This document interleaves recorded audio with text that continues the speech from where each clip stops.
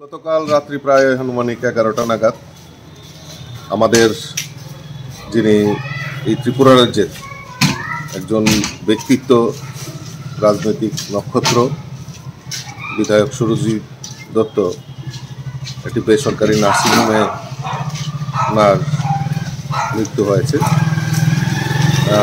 ওনার এই যে কাজ উনি করে গেছেন, আমি মনে করি রামনগরের বাসীর এবং এই ত্রিপুরা রাজ্যেরও একটা অপূরণীয় ক্ষতি রাজনৈতিক মহলে হয়েছে।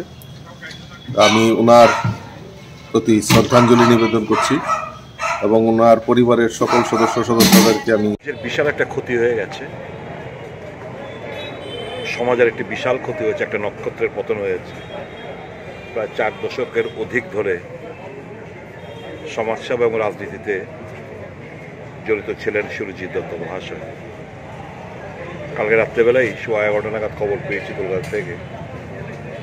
সমস্ত মায়া মমতার ত্যাগ করে আমাদের সকলকে ছেড়ে উনি চলে গেছেন।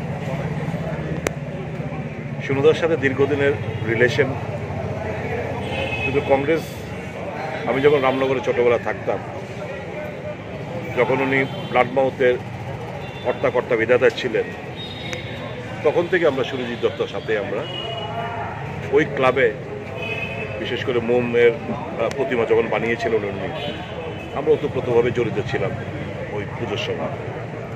সেই সুরজিৎ দত্ত আমরা বহু, আমার দিদিমার বাড়ির পাশের বাড়ি হচ্ছে সুরজিৎ দত্ত, পারিবারিক রিলেশন ছিল। হ্যাঁ, অবশ্যই কোনো দলের নেতা হিসেবে না,